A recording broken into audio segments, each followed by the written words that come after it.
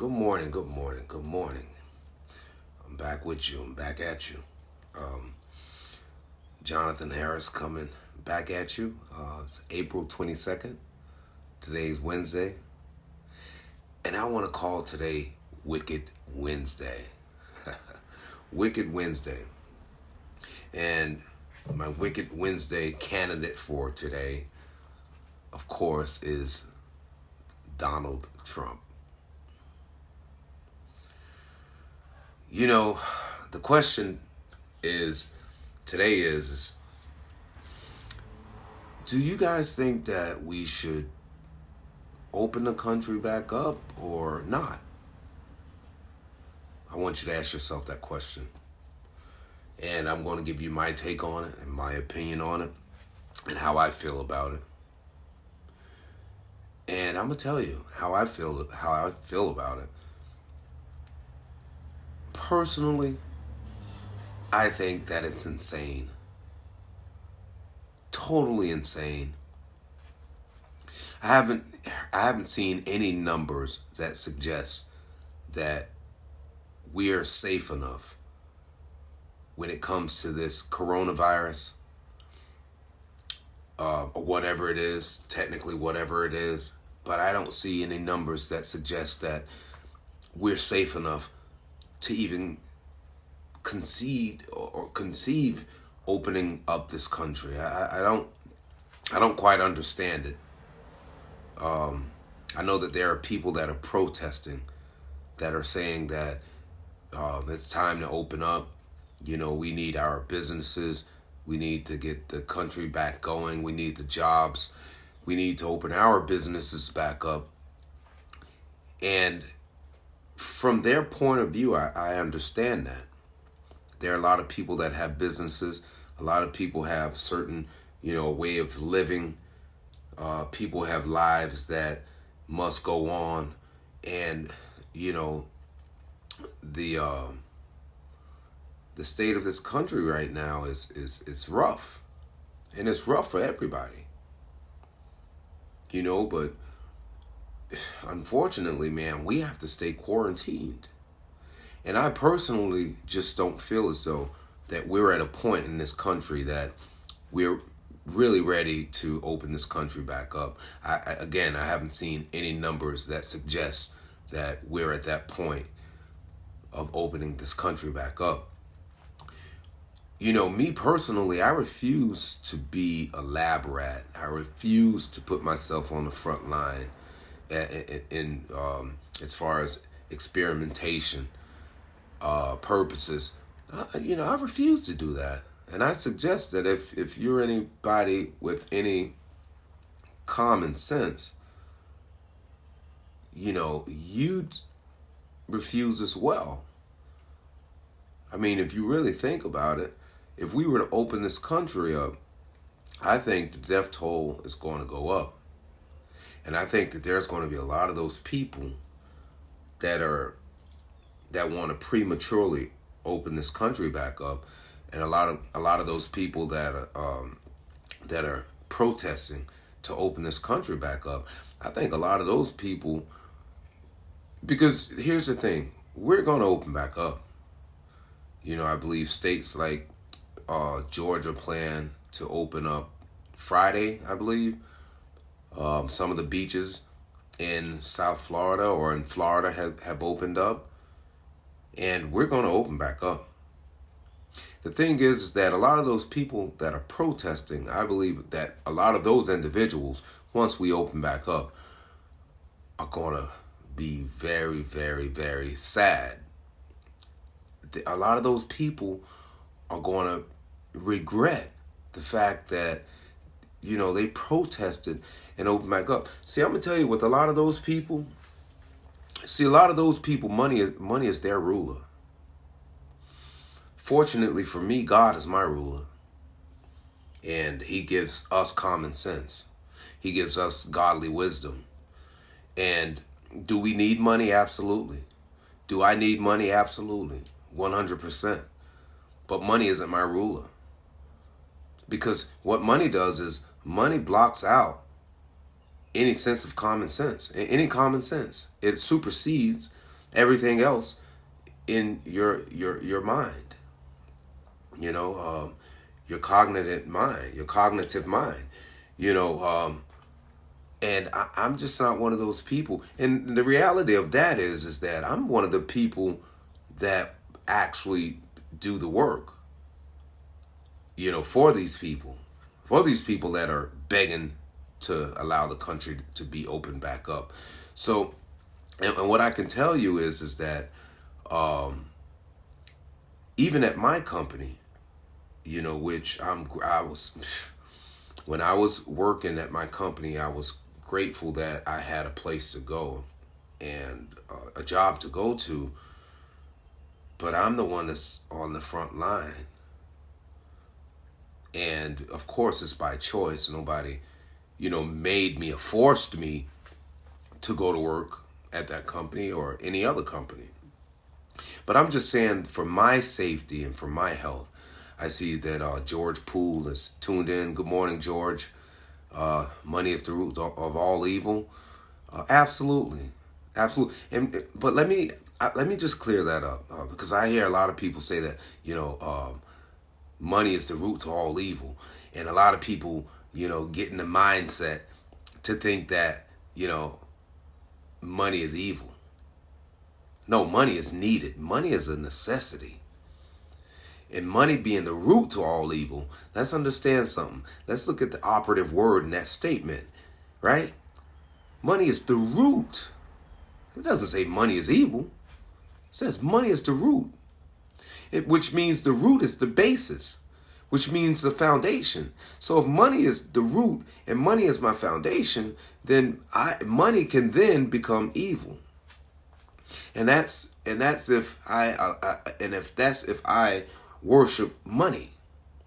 See, because if my life is in order and it's God is at the head and God is at the forefront and it's God first, see, money isn't my God and money doesn't become evil to me. See, that's for people that worship money, man. We need money. I see Pat Naaman is tuned in. Good morning, Pat. Good morning, Catherine Clemens. I see you guys have tuned in. And back to my point, though, money isn't evil. We need money. But money is the root to all evil, which means that money can cause me a lot of trouble. Money can get me in a lot of bad situations. Money can cause me to do a lot of things because it's what money does is it makes things accessible. And the more access I have to things, the more money I have, the more access I have to things. And if I misuse money, money can definitely get me in a lot of trouble. But if I put God first and everything else, after God, then absolutely, money could be used in a proper fashion, and it could be used to enhance my life. I see a good friend of mine that I know way back from our managing stores in the Palm Beach Mall. Now I'm telling my age because the Palm Beach Mall is no longer there, and it's been gone for quite some time. It's now the outlet of the Palm Beaches. This guy, we go way back from managing stores in the Palm Beach Mall. Christopher Jeter, good morning. He's another man of God that is God is really using, man, with a powerful message. But I want to get back to opening and closing or opening the country back up. And the thing and again, my point is that I think personally, man, that's insane. That's insanity. There has been nothing to suggest that this country or any numbers that I've been shown that tells me that that's wise. And we're talking about life and death. We're not talking about something that we casually can go about our day and just maybe something or somebody might lose their life. No, we're talking about the evidence of that is, and I always talk about, I always share when I always talk about evidence, because the reality of what evidence does is evidence is the proof. My feelings aren't facts. My feelings can be temporal.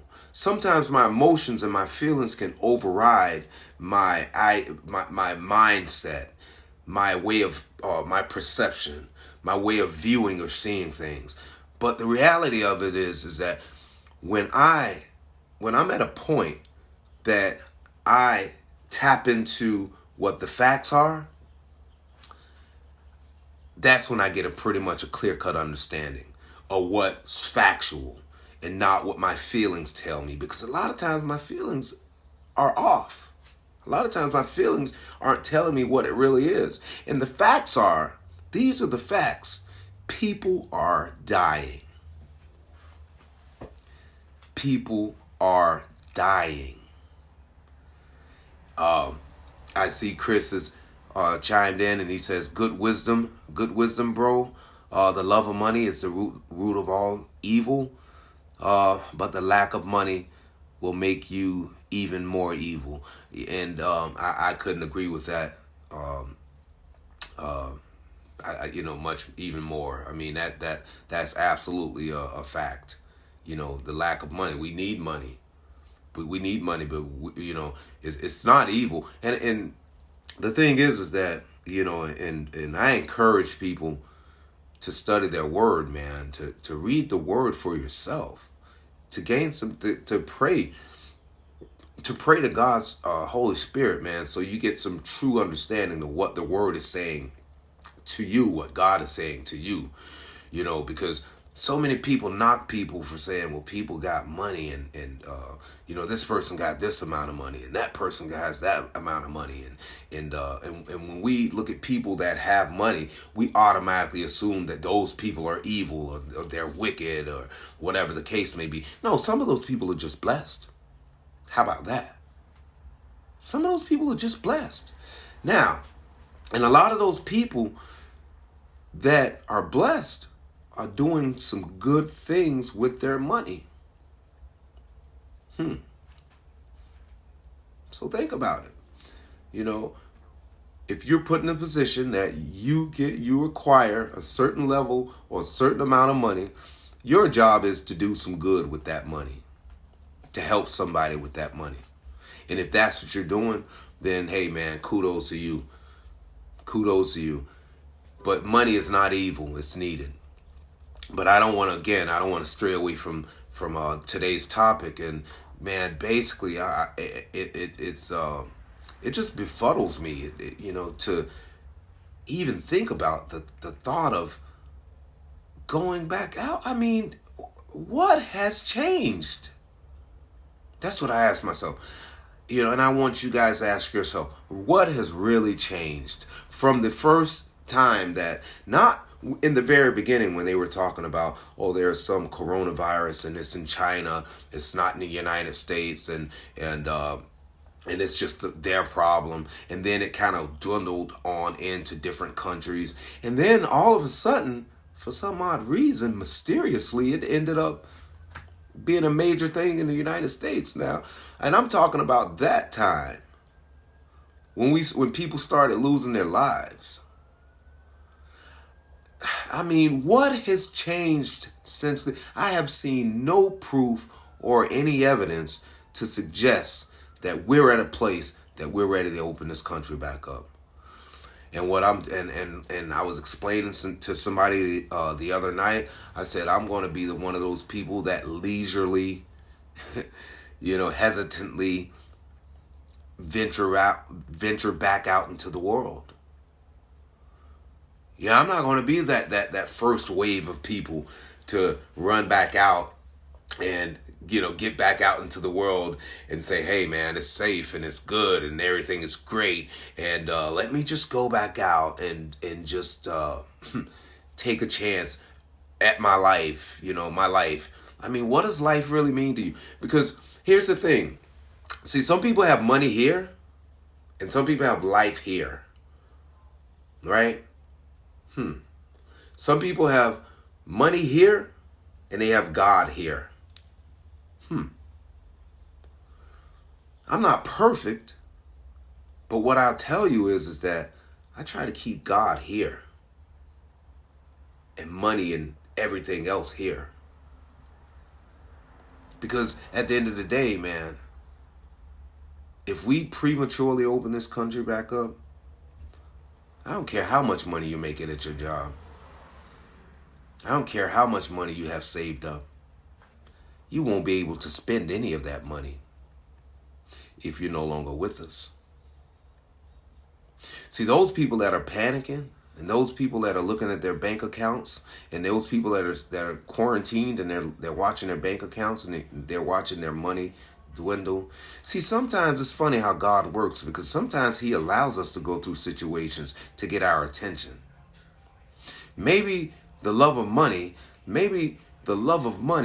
and people chasing money, maybe, just maybe, there's a reason that you guys are in a position now that your accounts are sort of dwindling. Because maybe that was your God. Maybe you put that money before your kids, before your wife, before your mother, before your families, before everything you could possibly imagine. You put money first.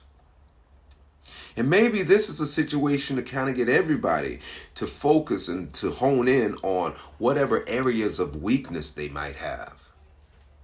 Where maybe this is a time that we're going through for us to take some self-assessment, to look at where we are in life, to look at who we may have been mistreating, to look at where we may have been prioritizing our lives. Because a lot of us, again, we put money up here and we put God here. And a lot of those people are the people that are panicking are the people that didn't have a relationship with God in the beginning. Because everything that was based on their life, in their minds, was their own doing. They had the control over every situation or everything that happened as far as their lives. And I beg to differ. My life consists of God leading me. Period. God leads me. And the thing is that, when I get in my little mind that I'm going to put God on the back burner, I'm going to put him in the passenger seat, and I am going to, control my life, and everything is based on what I do. Now, I'm a firm believer that in my life personally, I do probably about 10% of some right things on a daily basis. And what I can tell you is that I believe that God is doing the 90%. He's carrying the load. He's putting all of everything on his back. And only 10% of my participation is needed. I believe that's just my opinion. That's not biblical. That's not any recovery program's idea.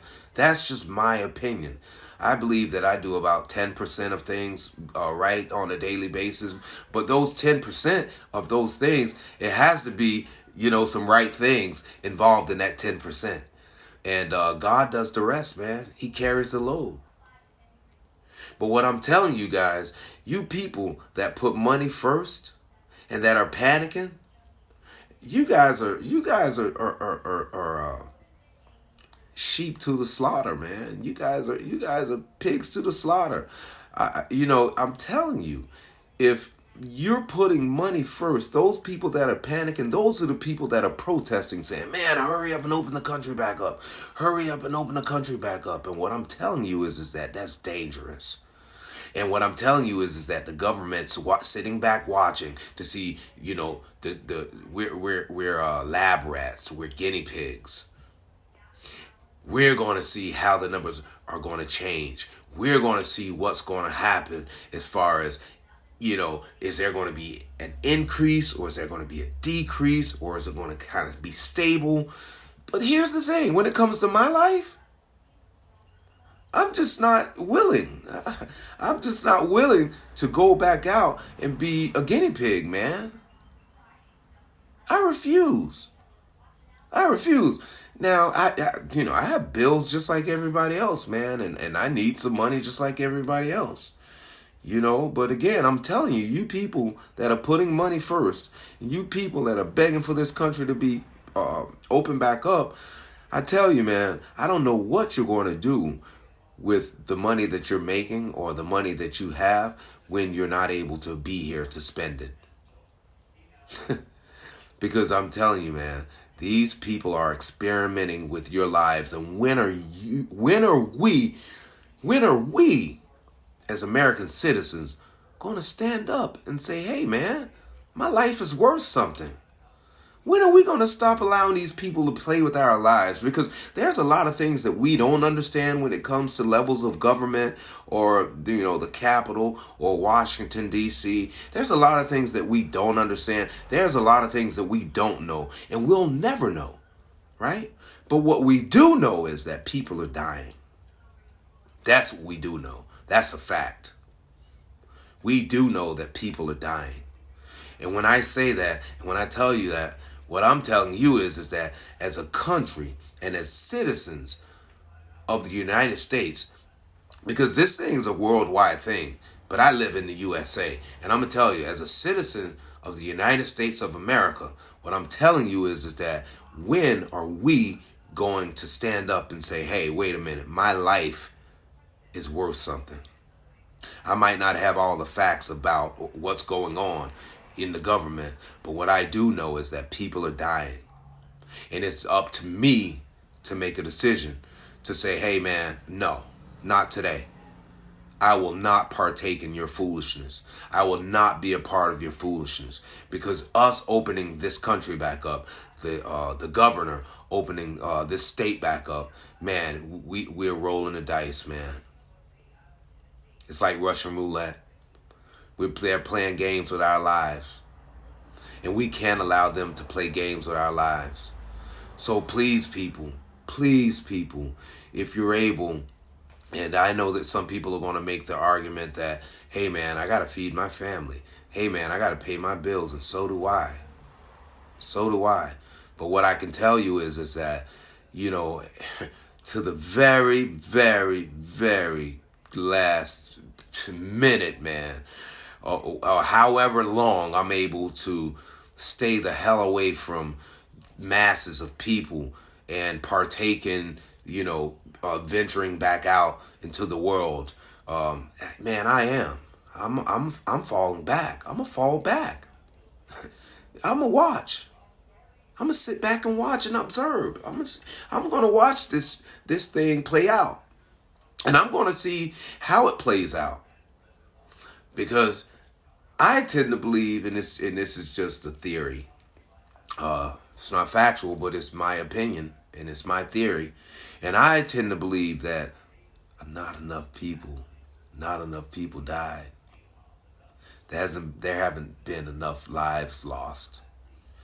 All of those caskets that you guys seen that FEMA had have not been filled. And nothing's changed. So how about let's just open the country back up? Let's open this country back up. Let's see if we can fill some of those caskets up. Let's see if we can let's see if we can boost the economy up. Right? Let's see if some of those retirees that are living off Social Security, because they've been saying for years that Social Security is in crisis, that there are going to be a lot of people that aren't going to receive, in the coming years, there's not going to be monies left, or monies in the budget for people that are on Social Security. So let's see if we can just kill off some folk that are on food stamps, some folks that are on housing, some folk that are on Social Security, and let's generate that money that we are sending out and cut some of the cost and put that money back into the economy and put that money back into our pockets. I tell you, America, I tell you guys, my personal opinion, man, I haven't seen anything that tells me that we're ready to open this country back up. And what I'm telling you, if you're one of those people that are able to stay home or to not go back out, excuse me, I suggest that you do just that. Because, man, I think that, man, it's going to get worse before it gets better. And when they open this country back up, it's going to be deep. it's going to be tragic. And I just pray to my God that I'm just not one of those people that prematurely went back out. You know, it's going to be horrible, man. So if you're able to stay home, man, stay home. You know, if you're able to sit back and watch, like I'm going to try to be I played a lot of sports and I always wanted to be in the game. This is one time I don't want to be in the game. I never wanted to be a spectator. I can remember back in the day I was playing at a youth league back when I was younger, and down here in West Palm Beach, we have a park. It's called Lake Lido Park, and they have a youth league, football youth league at Lake Lido. And I can remember back in the day I was playing for Lake Lido, and by the way, man, my team sucked, but that's neither here nor there. What I can tell you is that I broke my wrist. I broke my right wrist. And I can tell you, man, it sucked sitting on the sideline. And it was at the end of the season, man, and it sucked. I'm not jerking my own chain, but at the time I was like the star player. And man, I was sitting on the sideline watching my team and couldn't do anything about it. Well, this is one of the times that, and it sucked being a spectator. But this is one of the times that I am going to be a spectator. Don't put me in, coach. I'll watch from the sidelines. I want to watch how this thing's going to play out before I'm foolish enough to veer back out into society and say that, man, it's okay, and be one of the casualties of helping filling those caskets. No, those FEMA caskets, I am trying not to be in those FEMA caskets. But again, man, I urge you guys to pray. I urge you guys to stay focused. I urge you guys to just continue to be positive. This is a time to be positive. And, and utilize some wisdom, man, but do what's best for you. Do what's best for you. As far as me, again, I'm just going to sit back and watch this thing play out, man, as much as I can. I might have to go back to work, who knows? But I'm going to pray to my Father, and we're going to have a really long discussion about it. You can believe that. I will be getting down and praying to my Father and talking to him about it, and sees how he, what direction he leads me in. But again, I just urge you guys to, continue to social distance and to continue to stay away and stay out of the public as much as possible, man, and stay home. And I appreciate you guys tuning in today, for listening, and thanks for allowing me to share.